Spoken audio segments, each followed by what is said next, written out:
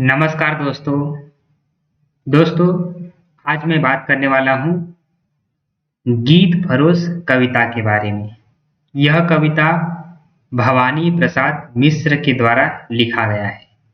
यह कविता UGC net set के भी पाठ्यक्रम में रखा गया है। इसके साथ ही अलग-अलग विश्वविद्यालयों के पाठ्यक्रम में भी यह कविता देखने को मिलता है। तो आइए दोस्तों, इस कविता की पृष्ठभूमि को देखते हैं और गीत फरोश इस कविता के भावार्थ को समझने का प्रयास करते हैं। दोस्तों, भवानी प्रसाद मिश्र जो थे, वह एक ऐसे समय में कविता लिख रहे थे जिस समय में कविता को बेचना पाप माना जाता था। यानी कि भवानी प्रसाद मिश्र के समय में कवियों के द्वारा अपने कविताओं को बेचना एक प्रकार से काफी बुरी वस्तु माना जाता था। समाज में, साहित्यकारों में, बुद्धिजीवियों में ऐसी मान्यताएं थी, ऐसी धारणाएं बनी हुई थी कि कोई कवि अपने गीतों को बाजारों में बेचता है तो वह उन्हें काफी हेय दृष्टि से देखते थे। दोस्तों, मैं बता दूं कि भवानी प्रसाद मिश्र की जो आर्थिक स्थिति थी वह उस समय काफी खराब थी। यानी कि उनके घर की स्थिति खराब होने के कारण उन्होंने अपने गीतों को बेचना प्रारंभ किया। यानी कि कह सकते हैं कि उन्होंने हिंदी फिल्मों में गीत लिखना आरंभ किया, जिसको लेकर बहुत से साहित्यकारों, बुद्धिजीवियों के द्वारा उनके ऊपर कई तरह के आरोप लगाए गए थे। जिनमें से कुछ आरोप में उन्हें बाजारू कवि या सस्ते कवि, गीत बेचने वाला कवि, स्वार्थी कवि, इस तरह से उनके ऊपर कई लांछन लगाए गए थे। इस पीड़ा से निकलने के लिए या उनके ऊपर जो आरोप लगाए गए थे उसके निराकरण करने के लिए उन्होंने यह कविता लिखी थी जिसका नाम है गीत फरोश।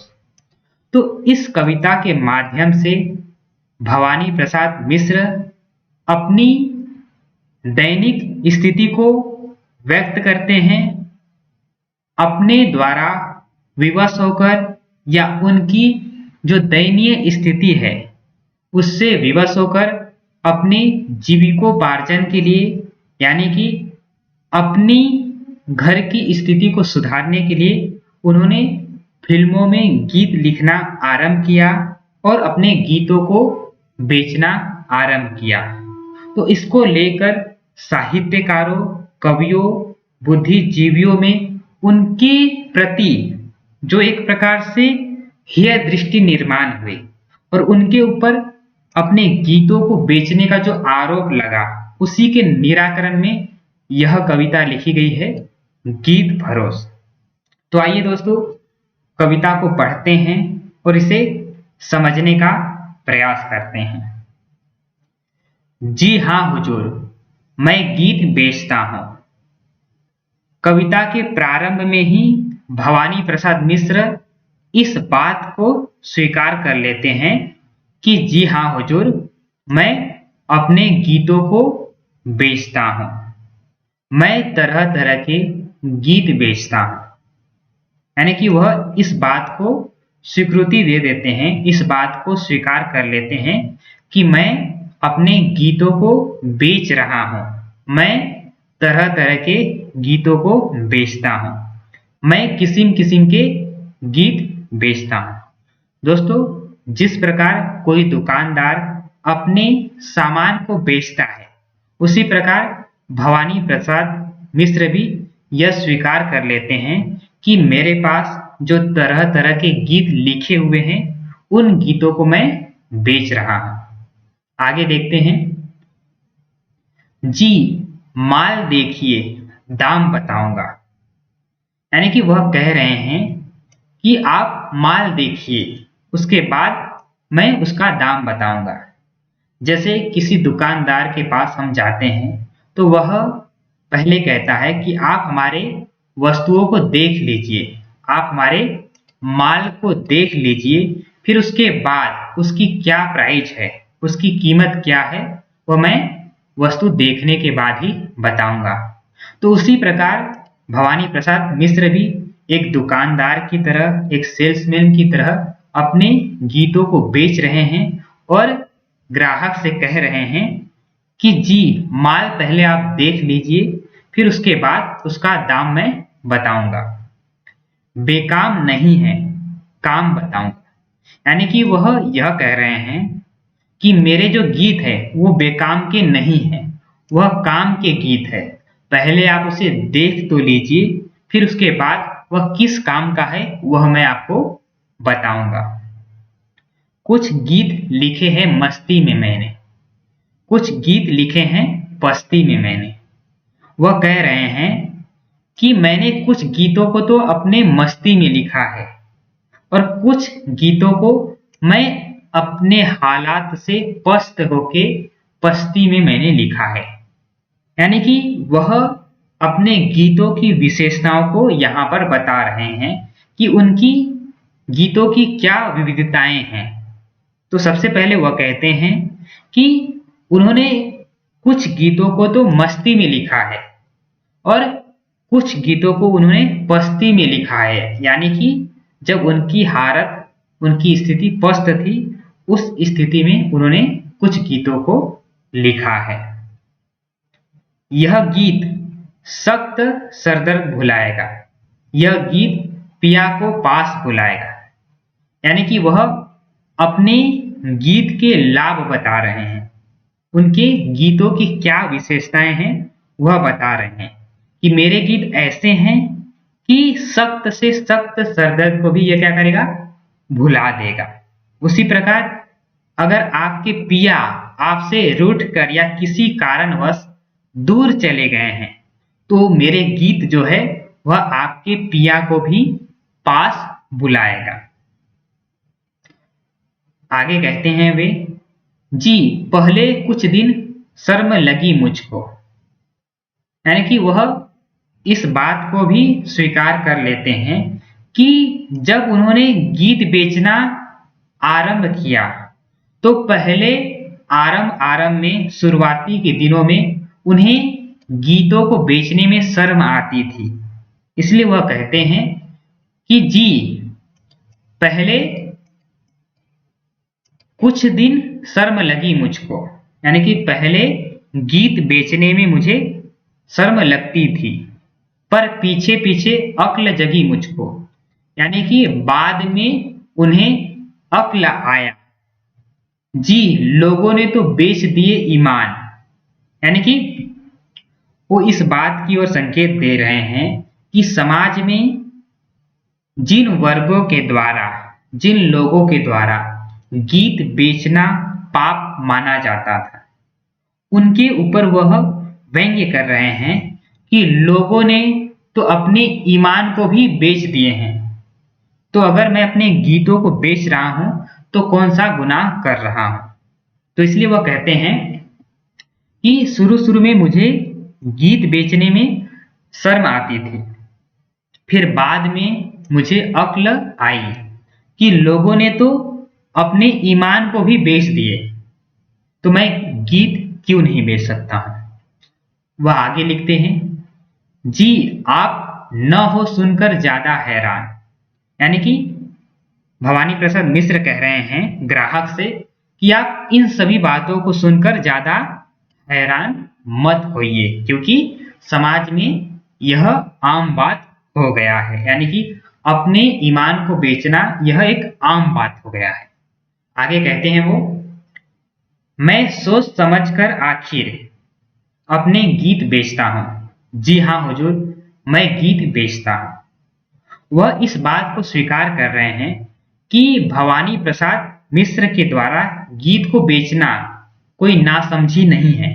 वह सोच समझकर यह फैसला करते हैं कि उन्हें अपने गीतों को बेचना है। इसलिए वह कहते हैं, मैं सोच समझकर आखिर अपने गीत बेचता हूं। जी हाँ हुजूर, मैं गीत बेचता हूँ। वह इस बात को स्वीकार करते हैं कि वह जो गीत बेच रहे हैं, वह सोच समझ कर बेच रहे हैं। आगे देखते हैं। यह गीत सुबह का है, गाकर देखे। यह गीत गजब का है, ढाकर देखे। यानी कि वह फिर से अपने गीतों की विशेषताएं बता रहे हैं कि यह गीत जो है वह सुबह का है, यानी कि मॉर्निंग का है। इसे आप चाहे तो गाकर देख लीजिए। यह गीत गजब का है, ढाकर देखे। यानी कि वह अपने गीतों का प्रभाव बता रहे हैं कि यह जो मेरा गीत है बहुत ही गजब का है। यह अपना जो प्रभाव है वह जरूर दिखाएगा। इसलिए वह कहते हैं यह गीत गजब का है, ढाकर देखे। यह गीत जरा सुने में लिखा था।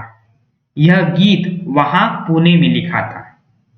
अपने गीतों का परिचय वो दे रहे हैं कि उन्होंने किस किस स्थिति में क्या क्या गीत लिखे थे। तो वह कह रहे हैं कि यह गीत को मैंने सुने में लिखा था, यानी कि एकांत पल में यह गीत लिखा है। और यह जो गीत है वहां पुणे शहर में लिखा गया था। यह गीत पहाड़ी पर चढ़ जाता है। यह गीत बढ़ाए से बढ़ जाता है। यानी कि कहने का तात्पर्य है पहाड़ी पर चढ़ जाता है, बढ़ाए से बढ़ जाता है। यानी कि इनके गीत का जो प्रभाव है वो जरूर पड़ेगा। यानी कि जहां पर भी आप मेरे गीतों को खरीदोगे और जहां पर भी उस गीतों का पाठ करोगे, प्रस्तुत करोगे, तो उसका जो प्रभाव है वह अवश्य पड़ेगा। यह गीत भूख और प्यास भगाता है। यानी कि उनके गीतों में क्या गुण हैं, क्या विशेषताएं हैं, उसकी ओर वो संकेत कर रहे हैं, बता रहे हैं कि यह गीत जो है वह भूख और प्यास को भगाता है। यानी कि इस गीत में इतना असर है, इतना प्रभाव है कि वह आपके भूख और प्यास को भी भगाएगा। जी, यह मसान में भूख जगाता है। मसान यानी कि इसका तात्पर्य यह है कि मेरे गीत में इतना प्रभाव है कि यह मुर्दों में भी जान डाल सकता है। यह गीत भुआली की है हवा हुजूर। यह गीत तपे दिक की है दवा हुजूर। यानी कि वह अपने गीत की विशेषता बताते हुए कह रहे हैं कि यह मानो भुआली की हवा है हुजूर, या मेरे गीत में बीमारियों को दूर करने की भी शक्ति है। इसलिए वह कहते हैं यह गीत तपे दिक की है दवा हुजूर। यानी कि यह गीत बीमारी को भी दूर करने वाला है। मैं सीधे साधे और अटपटे गीत बेचता हूँ। जी हाँ हुजूर, मैं गीत बेचता हूँ। यानी कि वह कह रहे हैं कि मेरे कुछ गीत जो हैं वह सीधे साधे हैं और कुछ गीत जो हैं वह अटपटे भी हैं। आप जैसा पसंद करो, मैं हर तरह के गीत आपको बेचने के लिए तैयार हूं। जी, और गीत भी है, दिखलाता हूं। जी, सुनना चाहे आप तो गाता हूं। यानी कि वह अपने पास रखे गए गीतों की वैरायटी दिखा रहे हैं कि मेरे पास विविध प्रकार के गीत है। अगर आप चाहे तो मैं और भी गीत आपको दिखलाता हूं। अगर आप सुनना चाहे तो मैं गाकर भी सुनाता हूं। जी, सुनना चाहे आप तो गाता हूं। यानी कि वह कह रहे हैं कि मेरे पास जो गीत हैं वह तरह तरह के हैं। अगर आप चाहो तो मैं उसे दिखा सकता हूं। अगर आप चाहो तो मैं आपको उसे गाकर सुना भी सकता हूं।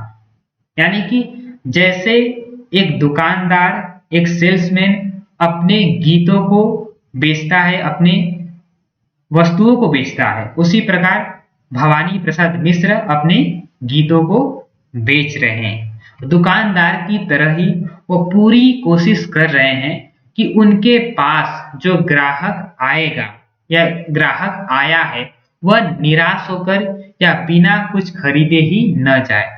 जिस प्रकार हम किसी दुकान में जाते हैं तो दुकानदार हमें किसी भी प्रकार से लुभाने की कोशिश करता है।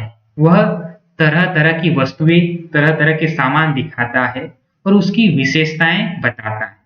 वही काम भवानी प्रसाद मिश्र भी कर रहे हैं। वह भी अपने गीतों की, अपनी कविताओं की विशेषताएं बता रहे हैं कि मेरे पास तरह तरह के गीत है।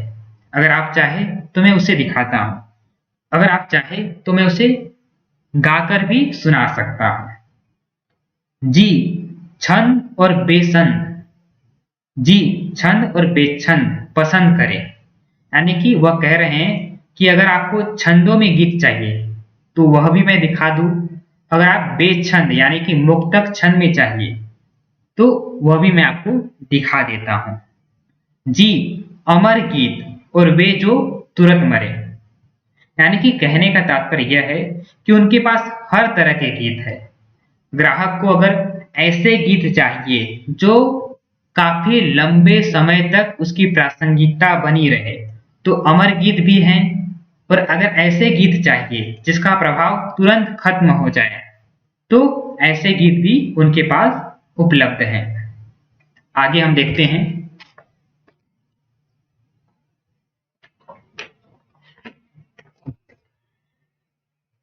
ना बुरा मानने की इसमें क्या बात, मैं पास रखे हूं कलम और दावा। वह कह रहे हैं, कवि कहते हैं कि इसमें बुरा मानने की कोई जरूरत नहीं है। अगर आपको मेरे गीत पसंद नहीं आए हैं तो मेरे पास कलम और दावात रखा हुआ है। क्योंकि पहले के समय में जो कवि थे वो कलम और दावात यानी कि जिसमें स्याह रखा जाता था तो उसके माध्यम से कविता लिखते थे। तो कवि कह रहे हैं कि अगर आपको मेरे गीत, मेरे द्वारा दिखाए गए गीत पसंद नहीं आया है तो इसमें बुरा मानने की कोई जरूरत नहीं है। मेरे पास कलम और दावात रखा हुआ है। इनमें से भाई नहीं नए लिख दूं। यानी कि वो कह रहे हैं कि अगर आपको इनमें से कोई गीत पसंद नहीं आता है तो क्या मैं नए गीत लिख दूं। इन दिनों की दोहरा है कवि धंधा, है दोनों चीजें व्यस्त कलम कंधा। यानी कि वह कह रहे हैं कि इन दिनों की ये दोहरा स्थिति है, यानी कि कवि को अपने गीत बेचने ही पड़ते हैं। कवि की विवशता को वह व्यक्त कर रहे हैं। है दोनों चीजें व्यस्त कलम और कंधा, यानी कि उस समय की जो स्थिति है, यानी कि कलम भी व्यस्त है और कंधा भी। कुछ घंटे लिखने के कुछ फेरी के, जी दाम नहीं लूंगा इस देरी के। यानी कि वह इस बात को व्यक्त कर रहे हैं कि अपने गीतों की कीमत क्या है। कुछ घंटे लिखने के कुछ फेरी के, जी दाम नहीं लूंगा इस देरी की।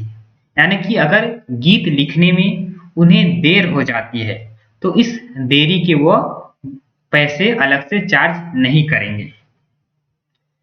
मैं नए पुराने सभी तरह के गीत बेचता हूं। जी हाँ हुजूर, मैं गीत बेचता हूं। यानी कि वह स्वीकार करते हैं कि मेरे पास नए गीत भी हैं, पुराने गीत भी हैं। मैं सभी तरह के गीतों को बेचता हूं।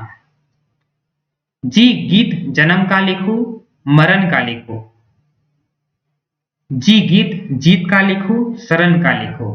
यानी कि भवानी प्रसाद मिश्र कहते हैं कि ग्राहक की जैसी इच्छा हो वैसा गीत लिखने के लिए मैं तैयार हूं।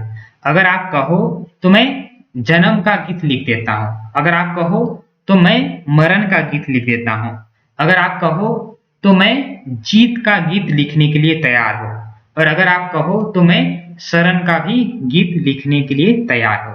यानी कि शरण से तात्पर्य यह है कि अगर आप किसी को प्रसन्न करने के लिए उसके आश्रय में चाटुकारितापूर्ण गीत लिखने की फरमाइश करोगे तो भी मैं लिखने के लिए तैयार हूं। यह गीत रेशमी है, यह खादी का, यह गीत पित्त का है, यह बादी का, कुछ और डिजाइन भी है, ये इल्मी, यह लीजिए चलती चीज नई फिल्मी। यानी वह अपनी गीतों की विशेषताएं, उसकी विविधता को बता रहे हैं कि उनके पास किस किस वैरायटी के गीत हैं। तो कहते हैं मेरे पास रेशमी के गीत हैं, खादी के गीत हैं, पित्त के गीत हैं, वादी के गीत हैं, अलग अलग डिजाइन के भी गीत है, इल्मी के गीत है, और अगर आपको चलती फिल्मी गीत चाहिए तो फिल्मी गीत भी मेरे पास उपलब्ध है। यह सोच सोचकर मर जाने का गीत, यह दुकान से घर जाने का गीत, यानी कि उनके पास तरह तरह के गीत उपलब्ध है। जी नहीं दिल लगी की इसमें क्या बात, मैं लिखता ही तो रहता हूं दिन रात, यानी कि वह कह रहे हैं कि इसमें दिल लगी की कोई बात नहीं है, यानी कि मैं आपसे मजाक नहीं कर रहा हूं। भवानी प्रसाद मिश्र अपने ग्राहक से कह रहे हैं कि भाई मैं मजाक नहीं कर रहा हूं आपके साथ, मेरा काम ही है दिन रात गीत को लिखना, इसलिए मैं दिन रात अपने गीतों को लिख रहा हूं। तो तरह तरह के बन जाते हैं गीत, जी रूठ रूठ कर मन जाते हैं गीत, यानी कि वह कहते हैं कि मेरा काम ही है दिन रात गीतों को लिखना, इसलिए तरह तरह के गीत मेरे से बन जाते हैं, रूठ रूठ कर मन जाते हैं, जी बहुत ढेर लग गया हटाता हूं, यानी कि जैसे दुकानदार अपने वस्तुओं को दिखाने के लिए कई तरह की वस्तुएं ग्राहक के सामने रख देता है, उसकी ढेर लगा देता है, उसी प्रकार भवानी प्रसाद मिश्र ने भी कई तरह के जो ऊपर हमने गीत देखे उन्होंने ग्राहक के सामने प्रस्तुत कर दिए हैं। अब वह कहते हैं कि जी बहुत ढेर लग गया है, यानी कि आपको लगता है कि आपके सामने गीतों के बहुत ढेर लग चुके हैं, तो मैं उन गीतों को हटा देता हूं।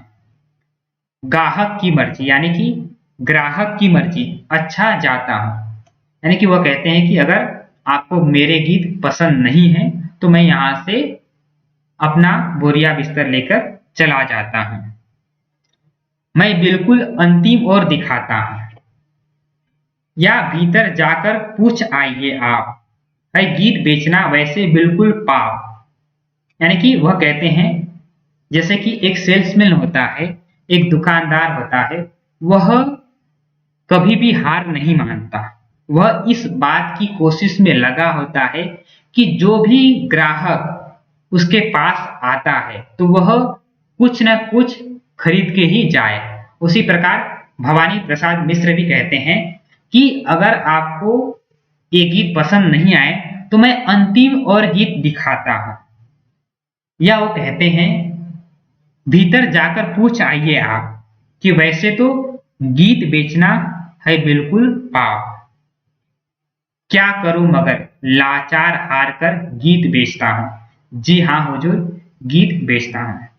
वह कह रहे हैं कि ऐसे तो गीत बेचना बिल्कुल पाप है। जैसे कि मैंने पृष्ठभूमि में भी कहा था कि भवानी प्रसाद मिश्र के ऊपर कई बुद्धिजीवियों साहित्यकारों ने यह आरोप लगाया था कि वह अपने गीतों को बेच रहे हैं। ऐसी स्थिति में भवानी प्रसाद मिश्र उनके ऊपर एक प्रकार से जो आरोप लगाए गए थे उसका निराकरण कर रहे हैं कि वैसे तो गीत बेचना एकदम पाप माना जाता है, पर मैं क्या करूं, मैं लाचार होकर हार कर अपने गीत बेचने के लिए विवश, यानी कि यहां पर भवानी प्रसाद मिश्र अपनी दैनिक स्थिति, उनकी जो आर्थिक स्थिति खराब थी उसको वह व्यक्त कर रहे हैं कि यह जो गीत मैं बेच रहा हूं वह अपनी मजबूरी, अपनी विवशता के कारण ही अपने गीतों को मैं बेच रहा हूं। तो यहां पर दोस्तों यह जो कविता है गीत फरोश वह समाप्त हो गई, जिसमें हमने देखा कि भवानी प्रसाद मिश्र के ऊपर जो एक प्रकार से आरोप लग रहे थे, लगाए जा रहे थे कि उन्होंने अपने गीतों से एक प्रकार से कमाई करने का माध्यम बनाया है, अपने गीतों को फिल्मों में लिखकर पैसे कमा रहे हैं, क्योंकि भवानी प्रसाद मिश्र ने फिल्मों में भी गीत लेखन का कार्य किया था। तो जिसके कारण भी आलोचकों ने, बुद्धिजीवियों ने उनके ऊपर कई आरोप लगाए थे। तो उन सभी आरोपों का निराकरण इस कविता में भवानी प्रसाद मिश्र ने गीत फरोश इस कविता के माध्यम से किया है। दोस्तों, आपको यह कविता, इस कविता का स्पष्टीकरण कैसा लगे, आप हमें कमेंट के माध्यम से जरूर बताइएगा। इसके बाद दोस्तों हम और भी कविताओं के ऊपर बात करेंगे। धन्यवाद।